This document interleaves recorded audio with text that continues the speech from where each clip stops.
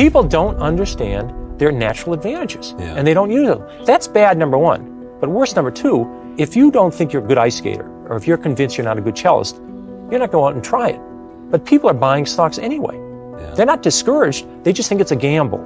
We begin with Peter Lynch. Time magazine has called him America's #1 money manager. During the 13 years he headed the Fidelity Magellan Fund, it was a top-ranked general equity mutual fund. His new book, Beating the Street, offers advice on picking stocks and maximizing profits, and he's here to talk to us about a lot of things. Peter, welcome to the broadcast. You wrote a book called One Up on Wall Street, and I think that's one of the best-selling books ever about Wall Street, if I'm not correct, and you can correct me. And so why then did you write another book? Okay. I think the reason I wrote it is I try to explain to people their great advantages, their edges they have, and that they should get involved in stocks. And they should do it on the right basis. This was on the first book. Right. And obviously I didn't make a great impression because the percent of people's assets involved in stocks has gone down. In 1960, people had 40% of their financial assets, including their house, in stocks and mutual funds. In 80, that was down to 25%. It's now down to 17%. And why do you think that is? Well, I think people, in the decade of the 80s was the best decade this century for stocks. I think people managed to lose money in the 80s doing it themselves because their methods were so flawed. So I really feel as though I wanted people to understand. I don't want anybody to buy a stock. I'm saying if you're going to buy a stock, you should do certain things. If you're not willing to do these things, you should leave your money in the bank. Your philosophy is simple, and I'm remembering this from the previous book. I think we're now talking about the previous book. Correct. Your philosophy was if you find something that you identify with. I remember there was a story of your wife and her hose. Your wife kept saying, legs these and are the panties. Oh, you got it. The legs and panties. Your wife said, these are the greatest things I've ever seen. And when your wife said that, you knew that this was a product that was better. You used to stay at La Quinta Motel. And the service was better, whatever was better. The price was good. And the price was good too. And you said, this is a place that I can determine. I, Peter Lynch, can tell that this is a good product, And if these people are making a good product, then their earnings are going to go up, therefore the stock's going to go up. And that's the kind of decision-making process you ought to go through. Do I have it? You've got it exactly right. Well, I don't think people understand there's 100% correlation with what happens to a company's earnings over several years and what happens to the stock. If the company, McDonald's, has done very well as a company, the stock has done very well. People worry about too much money supply, what's happened to the price of oil, who's the president, who's being nominated for the Supreme Court, it's all the ozone layer. It has nothing to do. McDonald's earnings go up the next 10 years, the stock will go up. But what they will say to you, Peter, is that, as you know, and why am I telling you this, but it's fun to tell you this, they're telling you that these other things influence the amount of earnings of a particular company. If we're in a recession, people are not going to spend as much money on going to the movies or whatever they do. And therefore, you got to pay attention to these other things because they impact on earnings. They are very important, but you have no idea of knowing what they're going to do. Alan Greenspan's the head of the Federal Reserve. He cannot predict interest rates. He'd be the first to tell you. He can influence them, but he can't predict them. He cannot predict what long-term interest rates are going to be 1 year from now, 2 years from now, 3 years. He's even surprised how low they are now. So how am I supposed to predict interest rates? How am I supposed to predict the economy? You certainly remember the recession of 82. In 1982, we had a 20% prime rate, 14% unemployment, 12% inflation. I don't remember anybody telling me in 1980 or 81 that was going to happen. All of a sudden, we had the worst recession since the Depression. I didn't read about it in the paper. So it's crazy to think about these things. Here's a quote from you. I own Dunkin' Donuts. When you own Dunkin' Donuts, you don't have to worry about Korean imports. You don't have to worry about M2 or M3. These are money supply figures, aren't they? And what's happening to the money supply? This is the way you make money. If you don't understand what the company does, you should not be in it. If you could predict the stock market, you could predict the economy, you could predict interest rates. If you go buy the wrong stocks, you're going to lose half your money anyway. I'm saying people have natural advantages. Let's say what you do for a living is you're involved in the restaurant industry. You supply paper products. You supply kitchen equipment. You help build restaurants. You saw McDonald's. You saw Chi-Chi's. You saw Chili's. You saw Cracker Barrel. You saw Dunkin' Donuts, Kentucky Fried Chicken, Taco Bell. These are all success stories. These were 40-fold. You made 40 or 50 times your money. You don't need to make that kind of money many times in your life, right? No. That's all you had to do was follow the restaurant industry.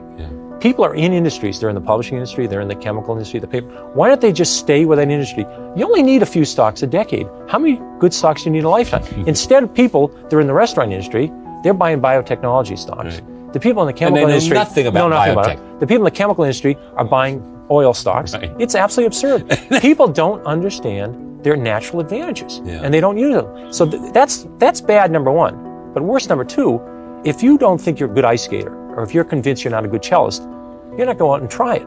But people are buying stocks anyway. Yeah. They're not discouraged. They just think it's a gamble. Yeah. So therefore, they go forward and they bet on one stock for a week and a half, and it goes up, and they make $2 on it. Then they sell it and they buy something else. When 3 years is over, all they've done is generate a lot of commissions. And they've probably lost money. That's a mistake. So your advice is what? If you don't understand a company, if you can't explain it to a 10-year-old in 2 minutes or less, yes, don't own it. Because when it goes down, let's say the stock goes down 2 points. You won't understand what's going on. What do you do? Do you buy more? Do you flip a coin? And chances are your broker doesn't either. He or she certainly doesn't know about it. I mean, who knows what all these things are with auto-back planes and mega flops? Who knows what all these So buy what you know. Buy in your industry, buy what you know, buy local companies. Yeah, so suppose you don't have an industry. I mean, you don't really... You buy local companies, companies in your own industry. 10 years after Walmart went public, 10 years after Walmart. 10 years after it went public, it's a 25-year-old company now. Right. You could have bought the stock and made 50 times your money on it. 50 times. This is if you bought it 10 years after it was public already. Yeah. It already gone up 5-fold. So you could have made 250-fold. But I'm saying, let's say you were in a town, they came into it and they said, boy, these prices are great. They're doing terrific. I like the bargains. You checked it out. You spent a little bit of work on it. Yeah. I mean, people are very careful. When they buy a dishwasher, they do some research. They'll put $10,000 in some stock they hear on a bus. So if you did a little bit of research, you'd say, Walmart's only 10% of the country. They're not even saturated there. Why can't they go to the rest of the country? So is this is more of the same? Is it what it is? It's more of the same. Plus, I show examples. It's a touch more detailed. It actually shows me in action. Right. I picked 21 stocks early in 1992. Right. Some work, some don't. I follow those companies. Some of the companies, the fundamentals deteriorate. Some they improve. I watch those companies go through the year. I also explain the retail industry. I try and make it very simple. And I talk about a wonderful example. Is a 7th grade class. Yeah. The teacher of that read my book, and my first book that you were talking about. You and I did a show on that in Washington. Right. You remember that show? This is a long time ago. She read the book, and I said, if you made it through 5th grade math, you can do it in the stock market. She says, okay. She started teaching it in 7th grade, 7th grade class. These kids had to study companies. They had to look at their balance sheets to see if they're solvent. Yeah. And they picked stocks. These stocks were up 69% over 2 years when the market was up only 20. And they picked stocks like Limited, they picked The Gap, they picked Walt. They understood these companies. They also picked IBM. I lost money on that too. I mean, everybody makes mistakes. Everybody did, yeah. But I'm saying this was a school, St. Agnes' School in Arlington, Mass. Right. But in addition, in the decade of the 80s, there was 8,000 investment clubs. These are amateur, sort of average people just investing. These investment clubs, 62% of these clubs beat the market. In the decade of the 80s, only 25% of professionals beat the market. Right, let me go back to one other subject. You're coming back to Fidelity, aren't you? Aren't you going to do something? When I finish this book, I've been working about 1 or 2 days a week the last year and a half on this book. Right. Now I'm done with the book. I'm going to go back to maybe 1 day a week, working with the younger analysts, just listening to them, talking to them. I'm not telling them to buy Xerox, so you're not to sell Xerox. your old lifestyle. Not totally. I'm not going to run another fund. 13 years was plenty of running a fund. I'm just going to work with younger analysts, let them ask questions, I'll ask them questions. It's going to be a lot of fun. Now, do you manage any money for anybody other than yourself? No, I manage money with other people for some charities. Right. But no, I don't manage anybody's accounts. You're not doing some mutual fund, some pension zero. fund, some nothing. I'm out. University Went cold fund. turkey. No. All right. You cold turkey, did you? Cold turkey. Now, are you happy you did this? I'm obviously delighted. It's great. And you like your new life? Oh, it's fabulous. Right. Yeah. 4 or 5 years ago, you just said, enough. I'm managing all this money. I'm going to quit. Yep, that's right. And you went to do what? Well, actually, I wanted to spend more time with my wife and my children. Right. And it was an interesting situation because I loved my job. I adored my job. Right. And I liked outside activities. And when I was young, I wasn't involved in charity work until I was 30. Yeah. No activities. Younger children, you just read them a book and good night moon and they fall asleep and it's all over. When they get older, there's more time involved. So I enjoyed the family. I was leaving for work at 6 in the morning. I was getting home at 7 o'clock at night, 6 days a week. This was in Boston? Yeah, traveling 14 days a month. It was just too much. So I said, I said, that's it. I can't take it. And fortunately, I had made enough money to say, I could give up the job, so I didn't have to give up the family or the outside activities. And so what happened then? So you did what with your life? Well, I cut back from about a 90-hour week to a 40 or 50-hour week, and in the morning, I make breakfasts and lunches for the kids, and I do the spelling words and the Spanish words, and Carolyn does the math and the science, and I see Carol in the morning, and off I go to a place. You have to go, in my opinion, you have to go somewhere to do something. If you stay at home, you wind up answering the telephone or watching cartoons, so or falling asleep, taking a nap. So she does the hard work, and I go.